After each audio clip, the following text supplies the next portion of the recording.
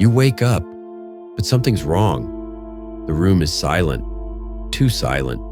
The shadows stretch unnaturally long. The red glow of the digital clock blinks. 3:33 a.m. You sit up, but the walls feel wrong. The bookshelf is on the opposite side. The painting is different. It's your room, but it's not. You realize this is not reality, not your reality. What if you're still dreaming? Worse, what if you've crossed into another version of the world, one that feels almost the same, but isn't? And what if the dream didn't end when you opened your eyes? The unmapped world of dreams. We sleep for 1/3 of our lives. That's over 25 years spent dreaming.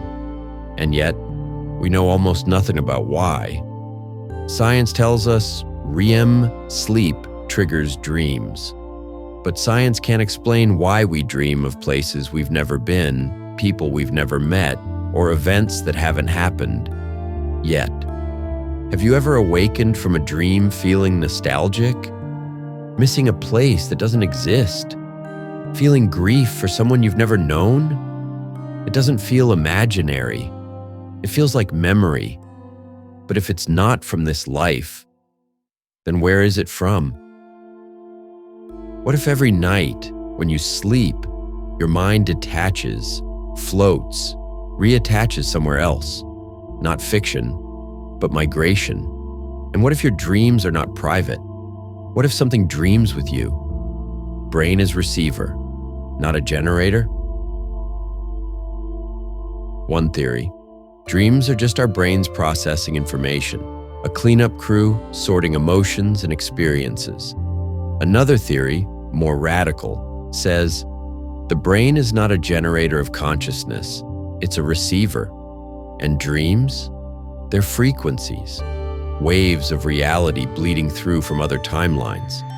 This idea comes from the minds behind quantum consciousness, theories that suggest our perception of self isn't local, that memory, identity, awareness are non-local phenomena. In short, your consciousness might exist outside your brain, and dreams are how it explores. Think of the brain not as a light bulb, but as a satellite dish, pinging signals across timelines. And in the stillness of night, when all noise fades, the signal becomes clear. Prophetic dreams, memories from elsewhere. A woman dreams of a fire in her apartment. She sees the flames crawl up the kitchen wall, feels the smoke. She wakes up in tears, shaken. 2 days later, it happens, exactly as in the dream. Same origin, same spread. But because of the dream, she unplugged the faulty toaster beforehand. She saved her life. Another man sees a bridge collapse in his dream. 3 weeks later, it happens in the city he saw. Same fog, same time of day. He doesn't live there, never visited, but the vision, down to the angle of sunlight, was exact. A child draws a map of a city he's never seen.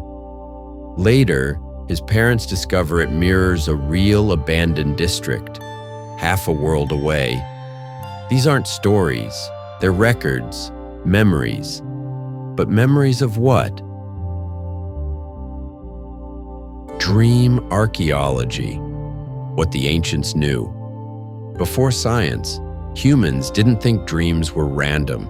They thought dreams were messages from gods, spirits, or from the other side. The Egyptians believed dreams held the fate of pharaohs. The Greeks built sleep temples to receive visions. Tibetan monks practiced dream yoga to remain conscious while dreaming, not to control it, but to cross through it. Native American traditions spoke of dreamwalkers, souls who travel between worlds while the body rests. Ancient Mesopotamians etched dreams into stone. They believed dreams were literal, a second form of existence. Shamans described the veil, a boundary only accessible during trance or sleep. A thin, trembling fabric that, once pierced, led to everything beyond. Are we still crossing that veil, only now, without knowing we do? Quantum multiverse, physics or prophecy? Modern physics backs what mystics once whispered. Quantum mechanics, the theory beneath everything, suggests reality is not fixed. There are many, simultaneous, intertwining, the many worlds. Theory says every decision creates a branch. A new universe is born with every what if. So, what if dreams are the moment our mind remembers another path? Not imagination, but perception, leaking across timelines. That's why sometimes the dream makes more sense than real life, because you were there, once. Some physicists theorize consciousness may be quantum entangled, able to exist and experience across states. Dreams, then, are not sleep, but transmission, and we are travelers. And the rules of travel are unclear. Sometimes you glimpse, sometimes you stay too long, and sometimes you forget which world is yours. Shared dreaming, mapping the impossible. Thousands of people online describe the same dreamscapes: a school with no exits, an endless hallway lined with mirrors, a drowning city under a violet sky. They live on different continents, speak different languages, have never met, but the places match. They draw maps of places they've only seen in dreams. Compare structures, doors, colors, angles of sunlight, and they align. One woman described a corridor with green wallpaper and gold trim. Another, from another country, finished her sentence in a comment thread. And the broken clock above the elevator? Exactly. Is this collective unconsciousness? Or is there a place, real, hidden, accessible only in sleep, that we've all visited? And if it's real, who built it? And why do we return? Time and dreams, slipping through dimensions.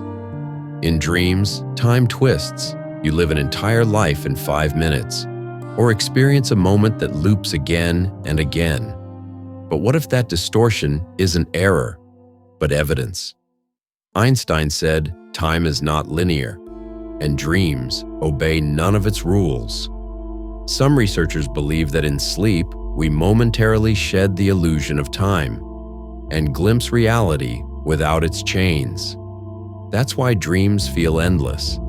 That's why we sometimes see the future, because in that moment, we are outside the timeline, looking in, and what we bring back are fragments, shards of moments not yet lived, not here, not yet, or no longer. The residue. When the dream follows you, ever woken up and felt changed? Like something followed you back? A name you don't recognize, but feels familiar? A number repeating for days? An emotion you can't shake, attached to no one? It's like waking up with soil on your shoes. From a garden that doesn't exist here. That's the dream residue. The signature left when you crossed realities. And it begs the question, if you brought something back, what did you leave behind?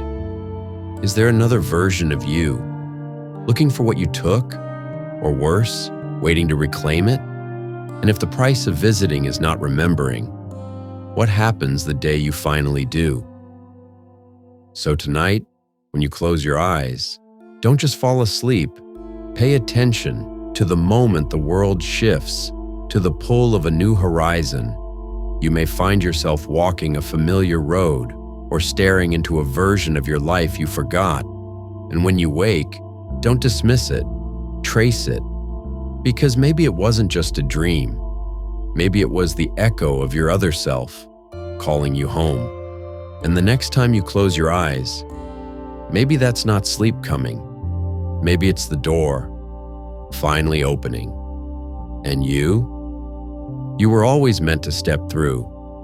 Don't forget to subscribe and remember, Stay awake, stay curious, and never stop questioning. Which version of reality is truly yours?